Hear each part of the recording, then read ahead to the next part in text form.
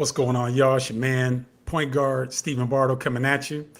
You know, I usually do a long form video today on Mondays, but I've been having some technical difficulties and I don't want to mess up this opportunity to share with you what's going on. So I was scheduled to fly to Cali, Colombia tomorrow. I was really looking forward to bringing you guys the content, the flavor, the love from the Petronio Alvarez Festival. This is the largest Afro-Latino festival in Latin America, in Cali, Colombia. I was really looking forward to going. It's going to be a great time, and it's the 30th anniversary for it. But this morning, there was a 7.4 registered earthquake that hit the Choco district, which is, I believe, 30 to 40 miles west of Cali, Colombia. So Cali got rocked pretty good this morning. The quake was strong enough to be felt in Venezuela, in Bogota and Medellin, Colombia, which are a ways away from Cali. I know the Choco region, they have reported that 18 people have been unalived. They found unalived. And that region has been really hit pretty hard. I've heard reports that there were 3 to 4 buildings that collapsed in Cali. So the issue, guys, for me, like if I was 25 or 30 years old, I would probably still try to go because I didn't see that the airlines were canceled. I didn't see the flights were canceled. I think the airport is still open. But for me at 58, as opposed to 28 or 38, I need a lot more information to feel safe about going down there right now. Going to a place I've never been. I've been to the country of Colombia before, Cartagena and Medellin, but never Cali. So going to a place I've never been before, you know, trying to navigate a new location that is in an emergency state just didn't sound appealing to me. Now, I know there's a lot of people that have already traveled down there for the festival.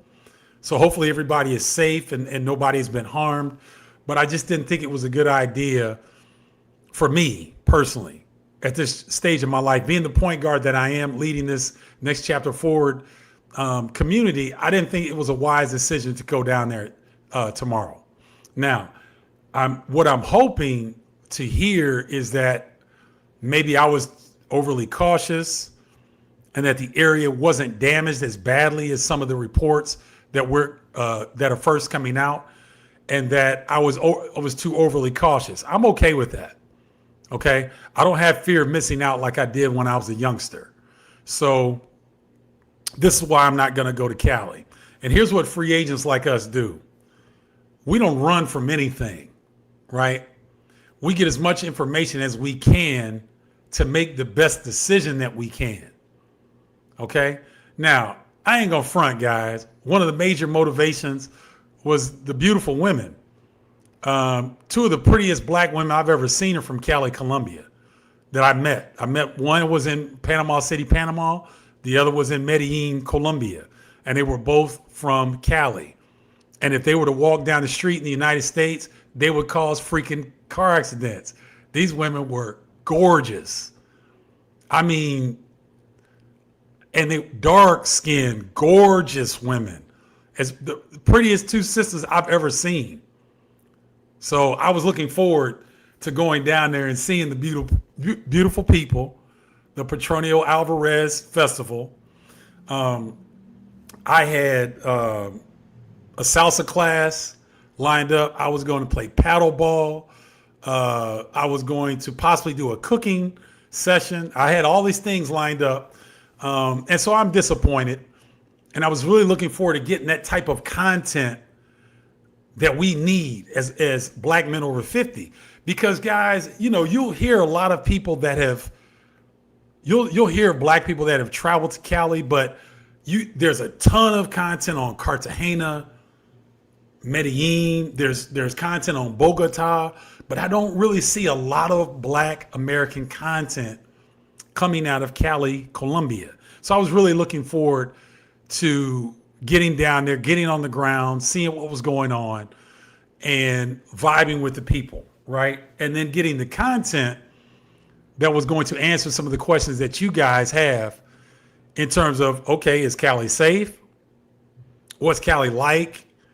oh, okay, point guard found some black Americans that are living down there that are enjoying themselves. Oh man, okay. We get to hear from them. Or, you get to hear some of the great music that was going to be played at this festival. Now, I'm hoping that the festival goes on. I haven't heard any news surrounding that right now. I just think that's preliminary based on the overall safety of the people in the region. Obviously, is the most important aspect. And here's the thing, man. You know, okay, my man Kevin. Good to see you, Kevin. Thanks for tuning in and thanks for sharing this. 7.4 magnitude quake is major by any calculation, any place in the world. So, yeah, I wanted to err on the side of caution, Kevin. I just thought it'd be more wise to do so. And going into a place that you've never been before, generally with a 7.4 earthquake, there are aftershocks. Okay. And that is my main concern. That was the reason why I said, you know what, let me pull the plug on this particular trip. It's not that I'm not going to go back down there. I will at some point. I just didn't want to put myself in that situation, because here's the thing, guys. Let's go through this scenario. Say that I get down there. There's an aftershock that's either close to the strength of the original earthquake or even stronger.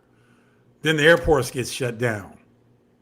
Now I'm kind of stranded in a new place, right? That I don't really have a lot of contacts. I mean, I've reached out to some people and I've talked to people online, but haven't talked to anybody on the phone. Don't know anyone personally in Cali.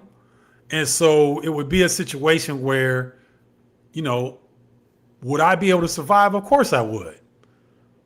Of course, I don't have any doubt on that. However, it just didn't seem to be a situation I wanted to put myself in. Okay? All right. So Wednesday, I'll try to figure out what we're going to do on the live Wednesday, because I was going to come with so much heat from Cali, but we will move forward and transition as though, Columbia wasn't going to be the featured content for this week. And that's okay, because there's a lot going on in the world. There's a lot going on with Black Americans looking to relocate. And I'm sure that we'll be able to tap in to current events and things that are going on right now. Okay. So once again, guys, I'm really disappointed. I was really looking forward to meeting people, like hopefully meeting Black Americans that are on the ground in Cali and developing a relationship so that we can add them to the community that we're building and hopefully get them to be advocates for our people that want to come through Cali, Columbia. That was the biggest thing, guys. So I've got people on the ground when I went to Salvador Bahia. I've got some contacts on the ground that I know now that if I've got a free agent coming to Salvador, Brazil, I've got somebody on the ground you can talk to that'll point you in the right direction, that'll help you get over the language barriers. Okay? We're going to get there with Cali. And guys, to reintegrate the importance of me going to these places, Bahia, Salvador de Bahia, Brazil, is the largest Black community outside of Africa. I'll say that again. Salvador, Brazil is the largest city of predominantly African people outside of Africa in the world. Cali, Columbia is second. Okay? So we're looking at two of the largest collection of African people, Black people, outside of Africa itself. That's why it was so important for me to get down there. Because I'm going to be honest with you guys, when I went to Salvador, Brazil, something was wrong the first couple days. I couldn't figure it out. I had this feeling because I had been talking about going to Salvador for decades. I used to have a poster on one of my walls in my house because as a young adult, I had a mentor. His name was Dr. Cuddy Bacon. And Dr. Bacon back in the 80s went to Salvador for about a year. He rented a 3-bedroom, 2-bathroom apartment that overlooked the Atlantic Ocean. He had a chef, a house cleaner, housekeeper, and a driver. And he paid $750 a month for all of that. So that's what put in my mind, like, man, I got to get to Salvador. When I got there, it was weird, guys. Like, I got there late at night. So, I just got there, got to sleep. And then I got up the next day, started getting out in the community. And I liked what I saw. It was cool. It was everything that I expected. But there wasn't this crazy overall excitement. And then the second day, I'm like, maybe it's because it feels so familiar. Like, it didn't feel like I was visiting a new place. It felt like I had been there before, or my ancestor had been there. It was weird, guys. And it was my first time having that type of experience. And so maybe it was the fact that I had done so much research. Maybe it was the fact that it's so black. That might be it, that it just felt comfortable. And so I was looking forward to having this same type of experience in Cali, Colombia, where it's like, I was really excited to get there and all that. And then when I get there, it's like, oh, this feels familiar. Have you guys ever done that? If you have, put it in the comments. I'd be curious to see what you say and what your thoughts are, because it was a weird feeling for me. And I've been all over the world. That was the first time I've ever felt that. It felt like I kept walking around like, bro, I'm in Salvador. I'm supposed to be jumping up and down. And I was happy, but I was more content because I felt comfortable, like I'd been there before, or that someone in my family had been there before, and that DNA was talking to me. And I'm so looking forward to go to Cali whenever that's possible, whenever it makes sense, to have the similar experience, right? Guys, I'm telling you, if you're Black American and you haven't traveled to a predominantly Black place, oh, you're in for an experience. Oh my goodness, you were in for an experience. Because here's the deal. When I went to Ghana, Senegal, Nigeria, yeah, I ran into jerks and a-holes, but they weren't racist. They weren't in cahoots to hurt me or to string me up, right? It's a different, it's even more different. I lived on the south side of Chicago for 27 years. That's the largest area. I got to phrase this the right way, because there are more total amount of Black people in New York City. But in terms of one continuous landmass, Chicago has the largest concentration of Black people in the United States in one landmass. I lived there for 27 years and I loved it. I love it. I still love Chicago. Always will. Right. And, it's a little bit of a comfort inside of the United States, feeling like you're in a hostile situation when you're in a Black neighborhood, because even though there's crime and stuff, we know that that's more closely associated with poverty, right? Crime and poverty are brothers and sisters.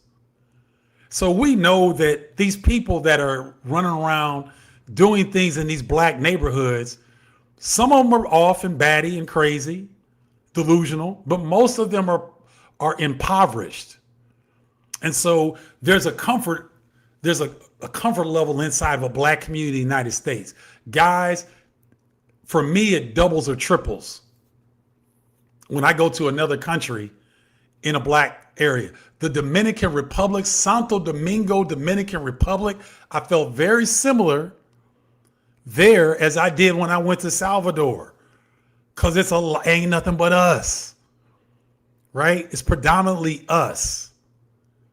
And so we know we can look at another, I don't care what part of the world you're in. Y'all know how we get down on nonverbal communication, right?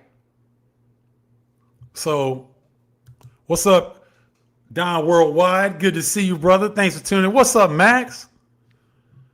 I was in Cali, Colombia in May and June this year. Over the past 6 years, I spent more than 2 cumulative years in Cali. The quake tremors are clear and evident. Cali is a special cultural. All right. Thank you, Max. Max is a good brother here in Playa del Carmen with me. He's living the life because Max can spend some time here in Playa del Carmen, Mexico, and then he can go to Colombia. And I mean, he's been in my conversations with him, I think Max has been to almost all of the major cities and some of the other gems that a lot of people don't know about. Max has been all through there. BG Intentional. Salute, brother. Good to see you. Thanks for tuning in. So yeah, guys, that's the deal. And I want to encourage you guys on your next trip. Don't go to Europe. I got buddies that, they're excited to get to Paris, France, or Milan, Italy, or one of the Sweden, Norway, Finland, right? Brothers. And so, I'll ask them, hey, you ever been to Africa? No. You ever been to South America? No. You ever been to Central America? No. Do you want to go someplace where there are black people? Oh, that'd be cool. Then why'd you look at Europe? Like we are there. Yes, we are present there. But don't you want to go somewhere where we are kind of dominant? Don't you want to get out of this European experience? Now, Europe is cool. Don't get me wrong. I love my time in Europe. Italy, Spain, France, Germany. I played in all 4 of those countries. Okay? I had a good experience. Good experiences. Right? But I was working. Now, I took my sons back to Spain because I hadn't been to Africa yet. I hadn't traveled around the world yet. I traveled around the world playing professionally. But I took my sons back to Madrid and Barcelona on a trip with a lady I was dating at the time. So the 4 of us went back because I wanted them to experience Spain. Because up until that point, Spain was my favorite country. But for brothers over 50, and if you want to experience Europe, that's fine.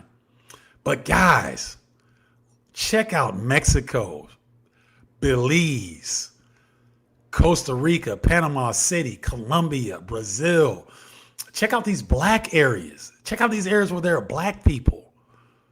Ghana, Kenya, South Africa, Senegal, Nigeria. You can go to all these places, right?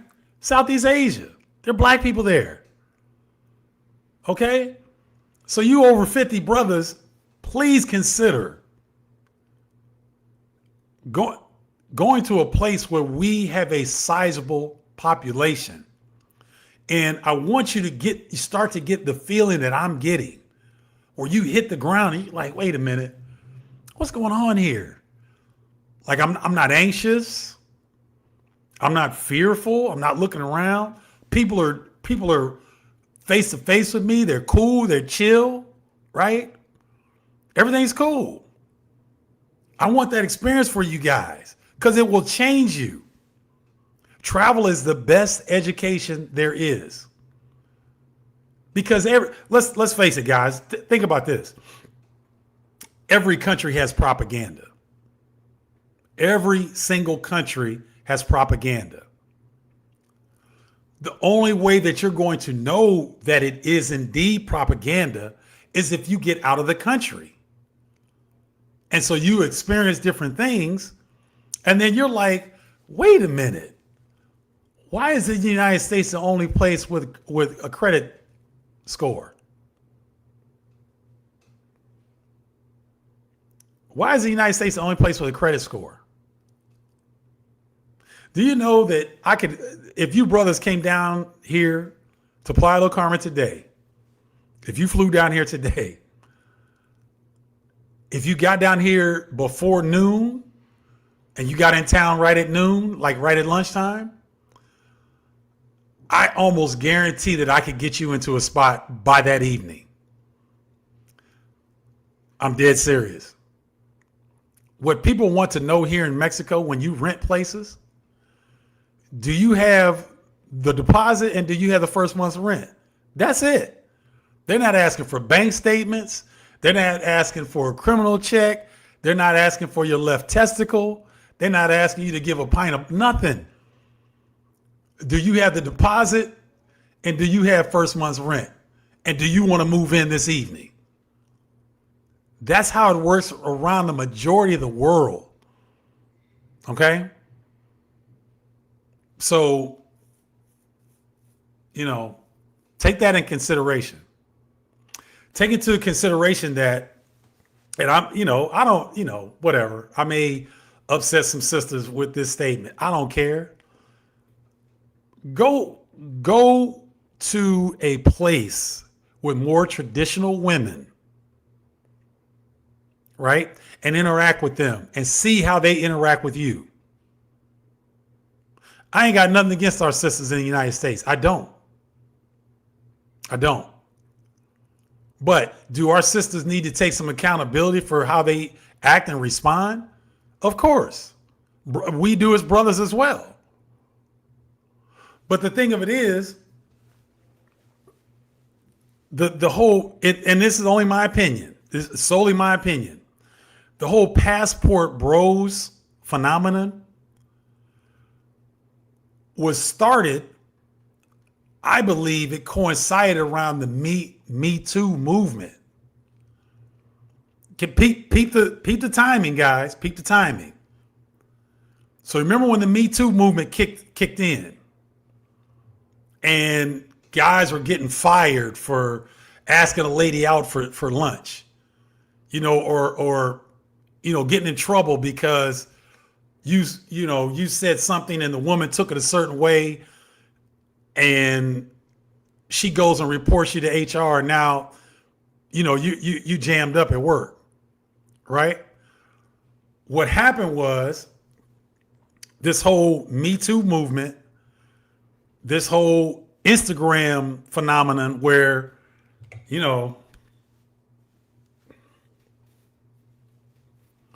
right? This whole Instagram thing with Me Too, and the women, not all, some of the women in the United States became unapproachable. They literally became unapproachable. And it was cool for a while because men were still trying to pursue them. But brothers ain't stupid, right? It's a big world out here. And so brothers started to go other places. And what did they find? They didn't find women looking at, they didn't find women looking in their cameras trying to take 5011 IG pictures. They saw women that when they spoke to them, the women looked them in the face with a smile and spoke back to them. Guys, I can't tell you how many times I have seen black women here in Playa del Carmen and I try to speak. And they'll break their neck to act like they didn't hear you. And so I embarrass them. I said, sister, I know you heard me talking to you. And some of them will still walk. They won't acknowledge you. Right? So I'm not blaming the sisters. Okay? I'm not blaming black women for this phenomenon. But what I am saying for you black men, if you're not in a serious relationship and you are looking for love, consider going to these places that we were told weren't necessarily black. South America is still not described as a black continent, but that's exactly what it is. There's a few white countries, Argentina, Paraguay, and Uruguay.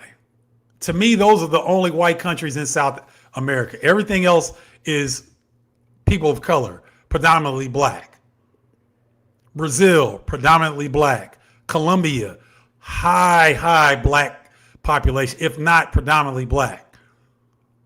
Venezuela, high black population. I played there, I know.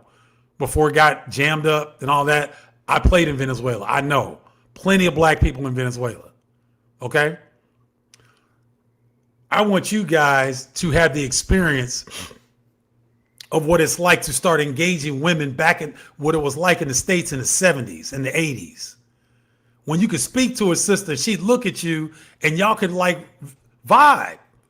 And y'all may not make a romantic connection, but you had respect for one another. You could speak to one another. You could even flirt with one another, and it didn't even lead to nothing. You can't even get some of these sisters' attention. Some of these black women hate us. I'm going to say that again. Some of these black women hate black men. Okay? And some black men hate black women. It goes both ways. But I'm speaking to you over 50 brothers. Right? Oh, okay. So I guess I gotta add Chile is white. You're right, Jermaine. Thank you. Chile. So what is it? Argentina, Chile, Paraguay, Uruguay. But every other country has a sizable person of color population within that country. Thank you, Jermaine.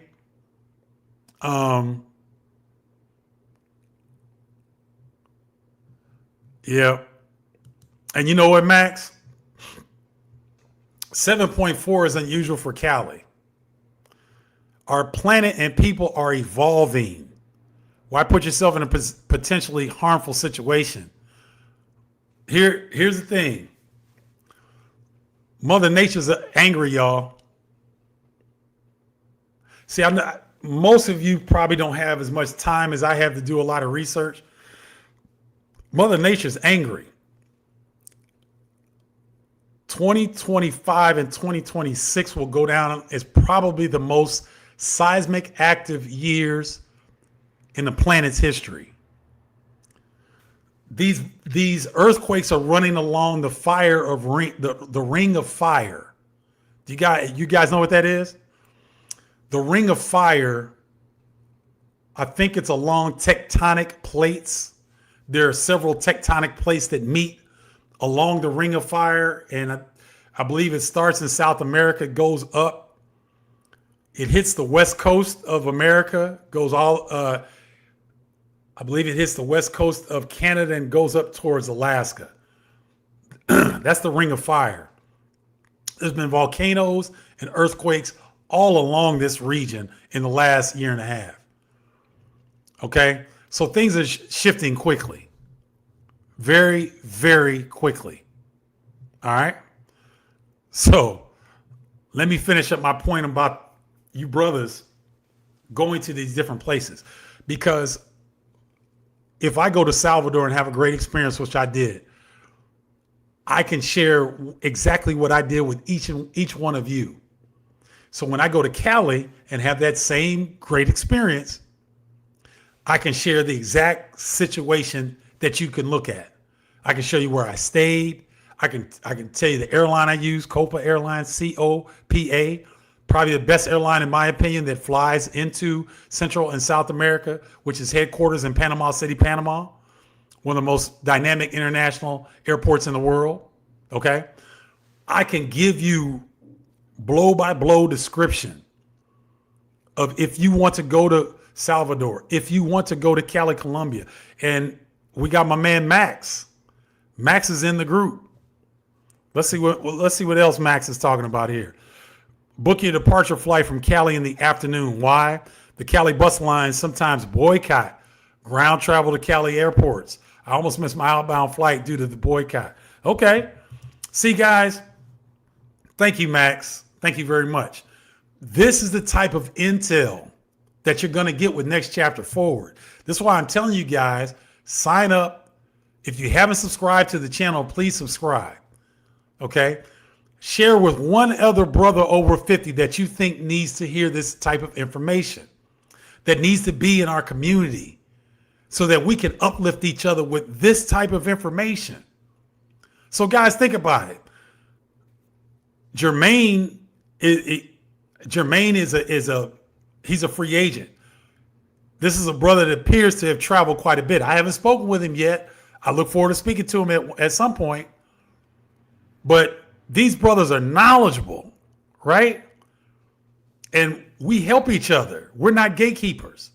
This is a collective effort. This is a collective community.